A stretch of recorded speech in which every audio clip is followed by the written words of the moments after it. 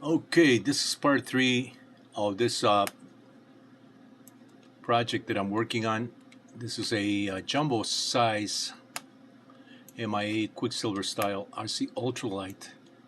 The wingspan here is 48-inch panels that would make 4 feet on each side, a total of 8-foot wingspan. It's got already the color scheme as per my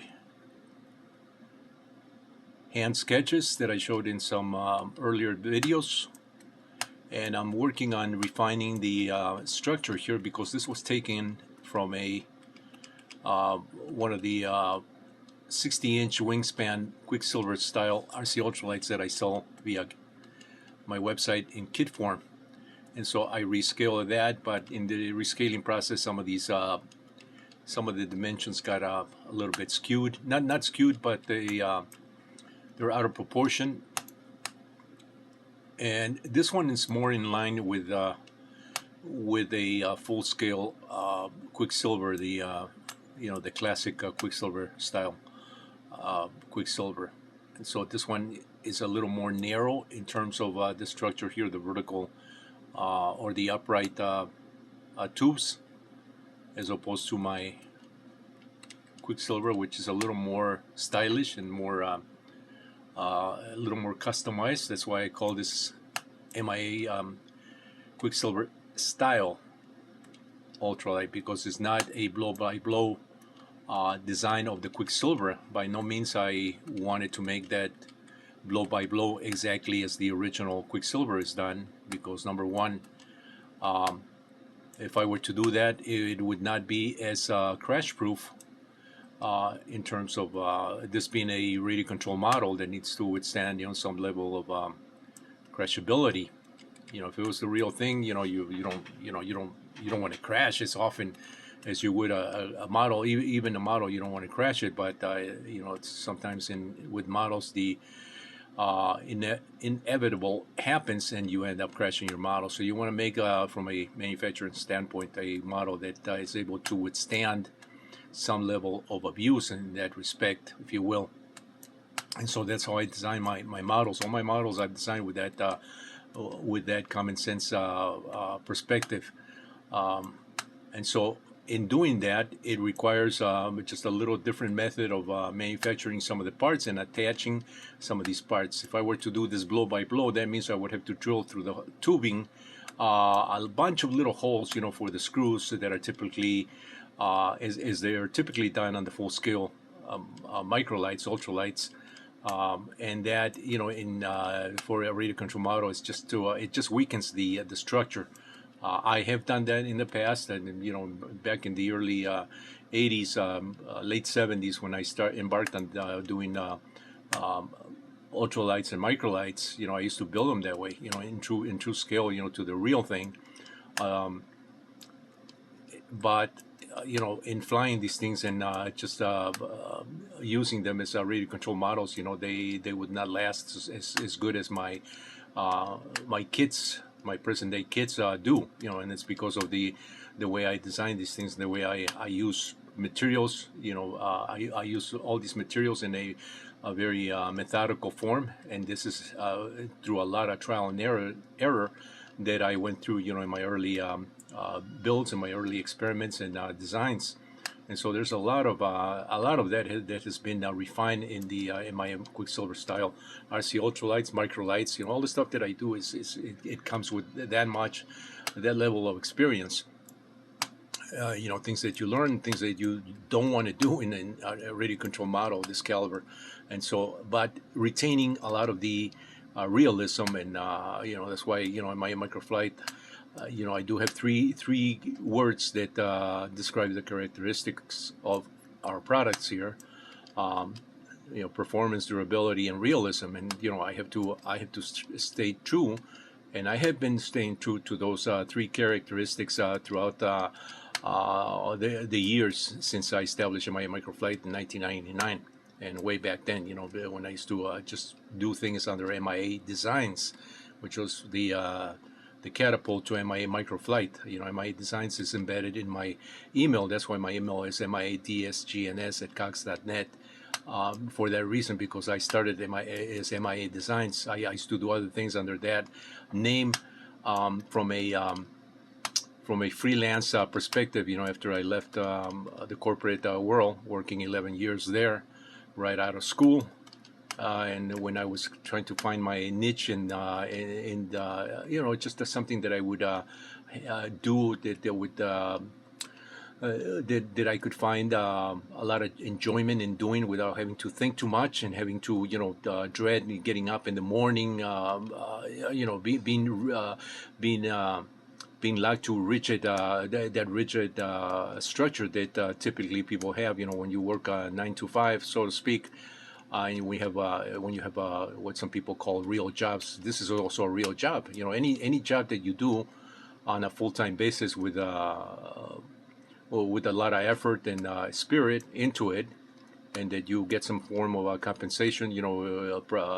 Whether it's monetary compensation or in trade for goods and services. It's work that you're doing. Farmers, they farm the land, so that's and they get paid for those for the product that they produce. It's the same thing that I'm doing here with, except that of course I'm not farming things, but I am sort of creating and growing my own models, for not only for self-enjoyment but also for sale. I've done that for the past 23 years, and so now these days it's just more for my just to keep myself busy doing something that I truly like, and continue enjoying these models. Hopefully I'll be able to continue for a number of years into the future. I have to at least keep that mentality, although there's a lot of stuff in this world that can go one way or the other, depending how you look at the world. And a lot of the stuff can be can be seen by many people as something that's not going to be beneficial, for our future endeavors and civilization. But we have to maintain a positive attitude, and especially in times of doubt and criticism and craziness that we experience in this world. And so that's the other reason I don't talk a lot about that in my videos. I do talk about those things in private comments, and almost in my own diaries that I keep to myself. And with very close friends of mine and family, although nobody, like I said, nobody wants to hear the good, the bad, and the ugly, because it's a lot easier to just mask those things and just go on believing that we live in a perfect world, or it's a very we're living in very challenging times, and like I said, although I don't like to bring these things up, they do creep up, because that's the reality of things. Whether you want to accept it or not, that's up to each individual to take those things as they can absorb that. Everybody has a capacity to absorb things one way or the other. Some have a higher capacity of absorbing the bad with greater calm mentality, balance, common sense. And just some other people are very extreme at taking things into perspective. So, we're human. We all have different backgrounds, how we were brought up, where we come from. All those things play a role in our character. And I am of the solid belief that without a solid character and ethics, we are basically nothing. I like to stay by my word. I like to stay by things that are honest and true. And if I'm wrong, I will admit that I'm wrong. If I need to make amends, I will do that. I don't like to be at war with people. I don't like to be in disagreement with with my fellow man.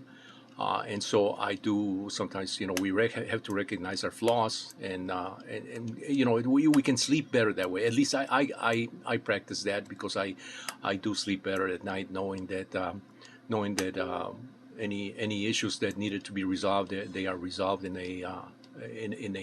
an honest and truthful manner.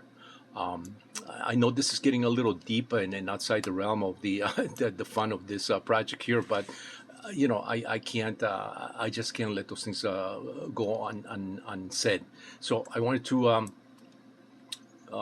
basically, well, I said what I needed to say. For one reason or the other. But getting back to this model, this is where I'm at right now, and. Interesting. Looking through some of the drawers that I have. And I have a lot of drawers with a lot of product that I've made over the years. Sometimes I keep that as sort of a reference, and sometimes some of these things get a little bit buried, because although my memory is still good. It hasn't failed me so far. There are times that I tend to forget where I place something, but it comes back to me anyway. When I start working on products, like on this stabilizer, the vertical stabilizer. I remember doing a video of this, and I remember making already this cover for the vertical stabilizer. It wasn't in this color scheme, but it was in something similar, and I remember making it, and I remember putting it in one of the drawers. And so, sure enough, when I went to search one of my drawers where I keep all the patterns and things, it was there, as it typically should be, because that's where I keep all the patterns, kind of together in clusters of based on the particular model, so that I can easily find it, even if I don't remember exactly which parts I made, what time, what year. I can go back and search those areas and find them. And so I did find the sale cover for that. And so here's the sale part that I did a while back. I remember doing a video of this when this was mounted on the tubular section of this vertical stabilizer. I just took it out and put it away because I didn't want this to get dirty in my shop. But this is that section there. You can see there, it's done with kind of in similar colors. I'm using yellow, blue, and red. In this case, I used the orange and a little different layout and scheme here. But that's the size. I mean, it's just this is just over my laptop here, and you can see the how big this is, and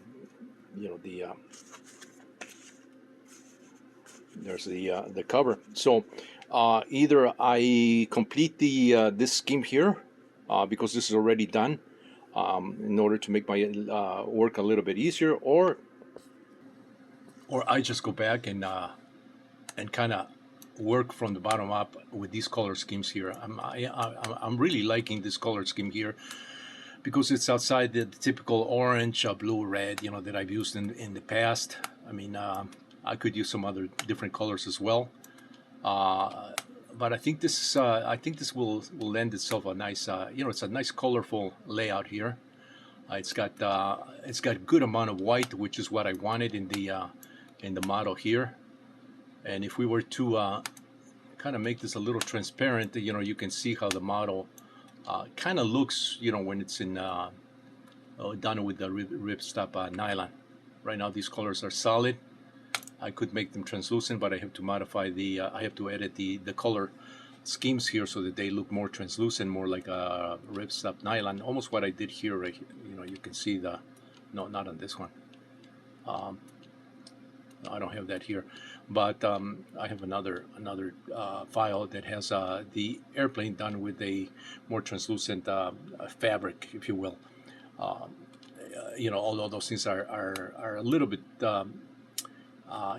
difficult to mimic to the exact level, with precision, in a CAD model. Yeah, CAD models, unless you post-process that, with additional software to make it more realistic. When you have a model such as this just done in CAD, there's only so much you can do to to get the realism out of that. But it's pretty realistic in terms of look without getting too nitty gritty on the on those details. So it's good enough, for what I'm doing. And so I am going to. I think I'm going to finish this. I spent quite a bit of time doing the layout here of the fabric here, because if you can see, the fabric here is more laid out in CAD in a way that it would be sewn and cut. The fabric is wrapped around the tubing, and then it's wrapped around underneath, and then it's sewn on the edges here with an overlap of about an inch of extra perimeter here, or extra these little flaps that they wrap around that. It's just to establish that the wraparound, and so that it's easier for the tubing here, the framework, to go inside these sleeves, these pockets. But it is mimicked. I mimicked this exactly as it would look like once this sail is, or once the covers are assembled over the framework here. And the framework on this one here is all aluminum tubing here with carbon rods where it needs to, as I have said in many of my other videos where I explain how I approach these models. I don't use full aluminum frameworks because it doesn't. Sometimes if you do that, if you happen to crash, it's going to bend in some areas more than in other areas. And so I've studied that over the years in my own, like I said, my own ultralights, that I used to build them that way, with a little more realism to the full scale in drilling the holes and all that jazz. And so I through experience, I learned where to use aluminum and where not to use aluminum. And so that's where I'm coming from. But I've already added here the 3D printed seat. This, in my Quicksilver style, my original ones, used to be a molded part. I used to do this in a carbon pattern ABS a plastic sheet. I used to vacuum form those seats, and I used to make this as a separate poly part, this battery holder. So I decided to do on this one, I decided to do this as a 3D printed part. And you're looking at the model right here, and we are looking at the real thing on this on the airframe here. And just for comparison's sake, you can see how big this thing is compared to my hand here. This seat is it's a big seat. This is about 4. This is a little dusty here. I have to dust that. This seat is a good 4. I believe that's about 4 inches wide. I'm just going to roughly take my caliper and see how wide this thing is. If I can do this with one hand.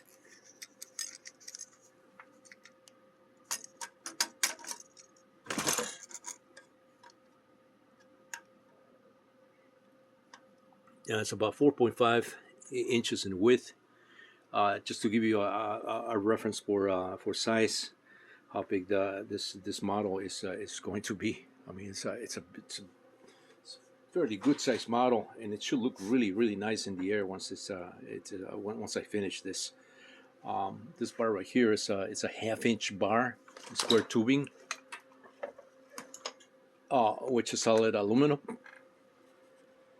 And the wheels, although the wheels are the same as the ones I use on my 60-inch wing Quicksilver style RC Ultralights, I am going to increase these wheels. I am going to go to a 4-inch wheel here, because these wheels are, I believe those wheels are 3 inches in diameter, 1.5 in radius. So I think I'm going to go to a 2-inch radius, 4-inch wheel diameter, and a little bit wider here, just to make it a little more robust here. I mean, these wheels will work just fine in pavement, but if you're going to fly something like this in grass, a 4-inch wheel will definitely do a lot better. Just it'll raise it off the ground a little bit better, and it'll be easier to roll it too.